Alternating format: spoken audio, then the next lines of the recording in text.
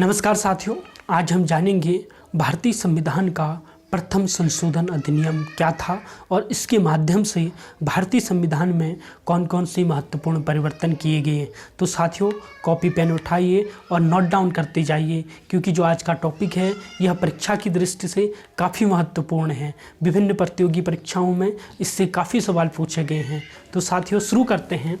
जो भारतीय संविधान का प्रथम संशोधन अधिनियम 1951 था, इसके माध्यम से संविधान में कुछ महत्वपूर्ण परिवर्तन किए गए थे। अर्थात संविधान में कुछ नए अनुच्छेदों को जोड़ा गया था और नई अनुसूची को जोड़ा गया था और किसी में परिवर्तन किया गया था। इन सब चीज़ों को जानते हैं साथियों। जो संपत्ति के अधिकार में पहला जो परिवर्तन किया गया था, किसमें किया गया था? संपत्ति के अधिकार को। अर्थात संपत्ति का अधिकार पहले क्या था? मौलिक अधिकार था। तो संपत्ति के अधिकार को सीमित किया गया। सर्वप्रथम क्या किया गया? संपत्ति के अधिकार को सीमित करने के लिए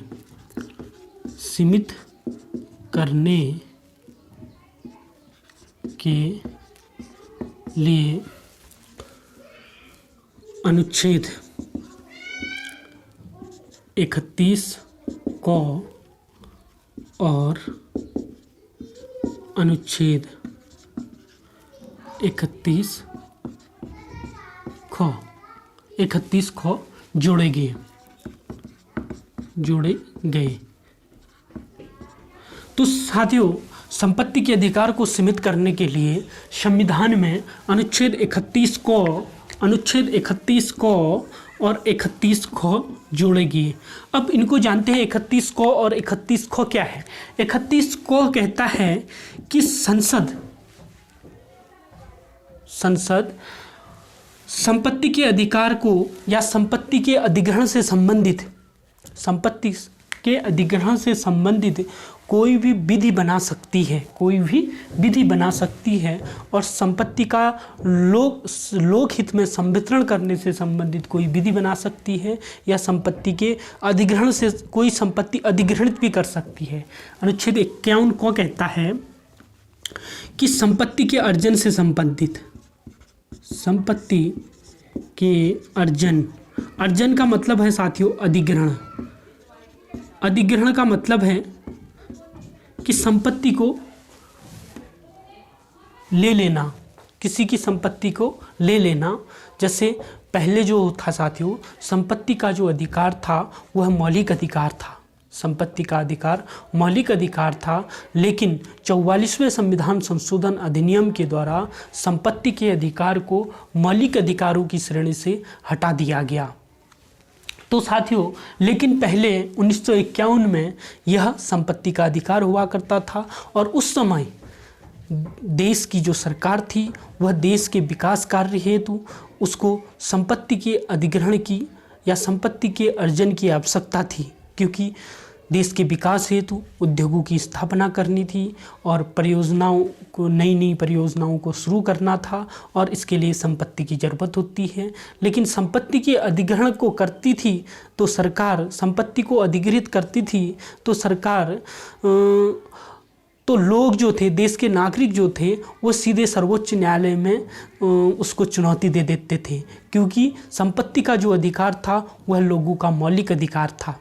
इसलिए वह विकास कार्य रुक जाया करते थे। इसीलिए देश की सरकार ने संविधान में पहला संशोधन अधिनियम पारित किया और इसके माध्यम से संपत्ति के अधिकार को सीमित कर दिया गया। और जानते हैं 31 को के माध्यम से संपत्ति के अधिग्रहण से संबंधित यदि कोई भी विधि बनाएगी सरकार, तो उस विधि को किसी भी न्यायालय में चुनौती नहीं दी जा सकती है। अगर 31 खो कहता है कि कोई अधिनियम और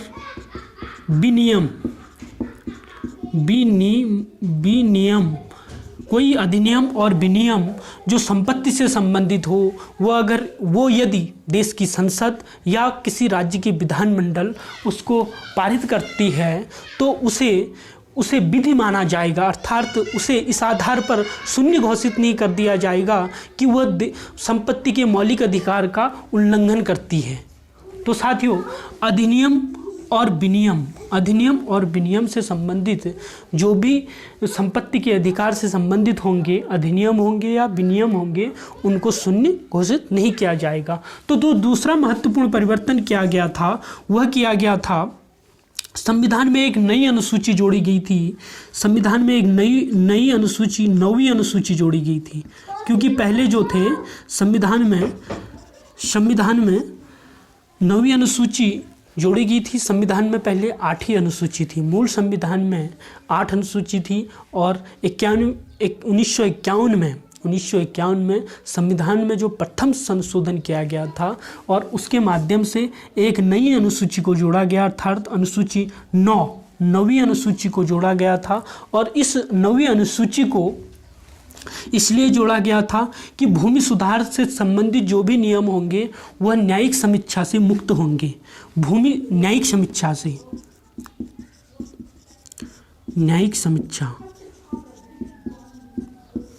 समीक्षा से मुक्त होंगे। कौन होंगे? भूमि सुधार से संबंधित।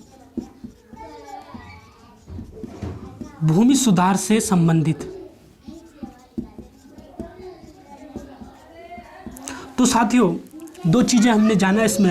संपत्ति के अधिकार को सीमित करने के लिए अनुच्छेद 31 क और 31 ख जोड़े गए, और दूसरा जो था 9वीं अनुसूची जोड़ी गई संविधान में। और इस अनुसूची को इसलिए जोड़ा गया था जो भूमि सुधार से संबंधित अधिनियम होंगे या विनियम होंगे, उनको न्यायिक समीक्षा से मुक्ति मिलेगी, अर्थात उनकी न्यायिक समीक्षा नहीं की जा सकती है। न्यायिक समीक्षा का मतलब यह है कि उसको सर्वोच्च न्यायालय में चुनौती नहीं दी जाएगी और सर्वोच्च न्यायालय उसकी समीक्षा नहीं कर सकता है उस अधिनियम की। तो अब जानते हैं साथियों, अगले कौन कौन से महत्वपूर्ण परिवर्तन किए गए संविधान में। जो तीसरा महत्वपूर्ण परिवर्तन किया गया था संविधान में, वह किया गया था संविधान में एक नया अनुच्छेद 15, जो अनुच्छेद 15 कहता है कि भारत के किसी भी नागरिक के साथ धर्म, मूल वंश, जाति या लिंग के आधार पर भेदभाव नहीं किया जाएगा। लेकिन इसका एक अपवाद जोड़ा गया। अनुच्छेद 15 का 4, 15 में एक चौथा खंड जोड़ा गया। अनुच्छेद 15 में एक चौथा खंड जोड़ा गया। उसमें बताया गया कि अनुसूचित जाति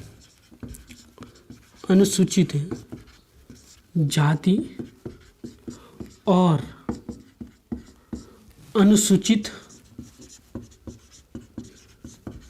अनुसूचित जनजाति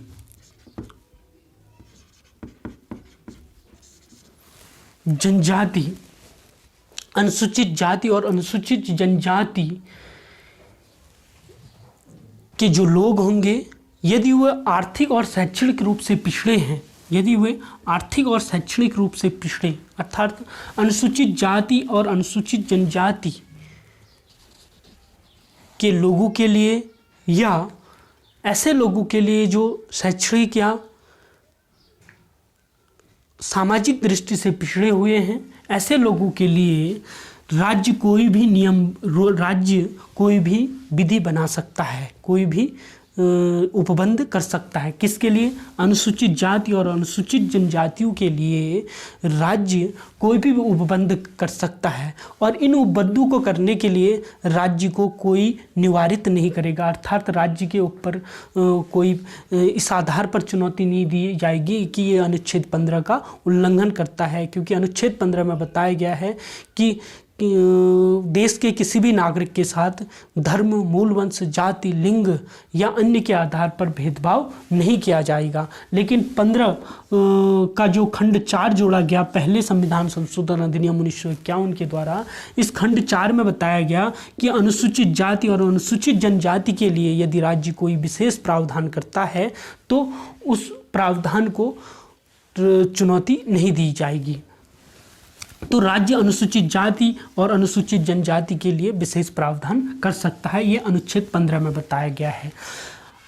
तो ये जोड़ा गया अनुच्छेद 15 का खंड 4 जोड़ा गया, किसमें? 1951 में, पहले संविधान संशोधन के माध्यम से।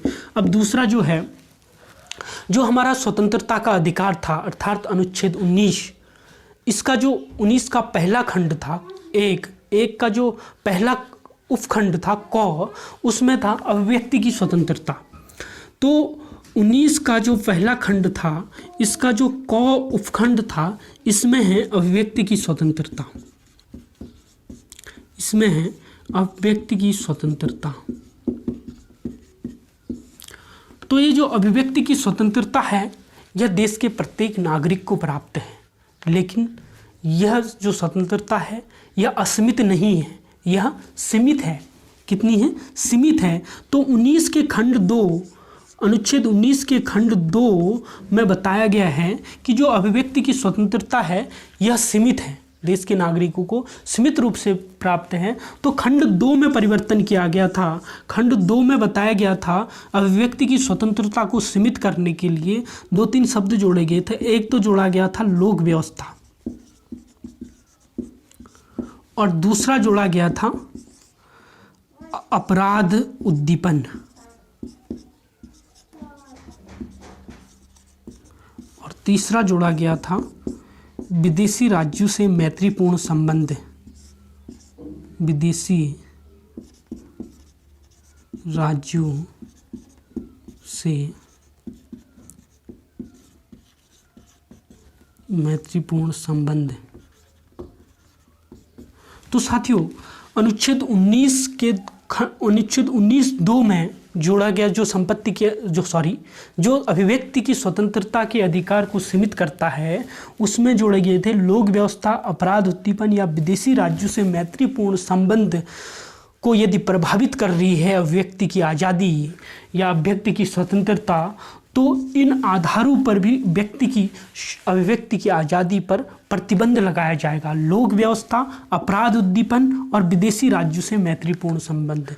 तो लोक व्यवस्था को स्थापित करने के लिए भी, लोक व्यवस्था को बनाए रखने के लिए भी अभिव्यक्ति की स्वतंत्रता पर प्रतिबंध लगाया जा सकता है नागरिकों की। और अपराध उद्दीपन, यदि नागरिक कोई ऐसी अभिव्यक्ति कर रहे हैं या ऐसा बोल रहे हैं जिससे कि अपराध उद्दीपन हो रहा है, अपराध मतलब अपराध हो रहा है, व्यक्ति अपराध करने के लिए उनको उकसा रहा है, तो उस पर भी प्रतिबंध लगाया जा सकता है, राज्य उस पर प्रतिबंध लगा सकती है। और विदेशी राज्यों से मैत्रीपूर्ण संबंध प्रभावित हो रहे हो व्यक्ति की अभिव्यक्ति की आज़ादी से, नागरिकों की अभिव्यक्ति की स्वतंत्रता से, तो उस पर भी प्रतिबंध लगाया जा सकता है। अर्थात जो अभिव्यक्ति की आज़ादी है, अभिव्यक्ति की स्वतंत्रता है, उसको सीमित करने के लिए, अर्थात अभिव्यक्ति की स्वतंत्रता पर प्रतिबंध लगाने के लिए 3 महत्वपूर्ण लोक व्यवस्था, अपराध उद्दीपन और विदेशी राज्यों से मैत्रीपूर्ण संबंध, ये शब्द जोड़े गए संविधान में, संविधान के अनुच्छेद 19 के अंतर्गत। तो साथियों, आज हमने जाना भारतीय संविधान का प्रथम संशोधन अधिनियम 1951 से जुड़े महत्वपूर्ण प्रावधानों के बारे में। तो साथियों, देखते रहिए वीडियो को, लाइक कीजिए, शेयर कीजिए और सब्सक्राइब कीजिए। Thank you.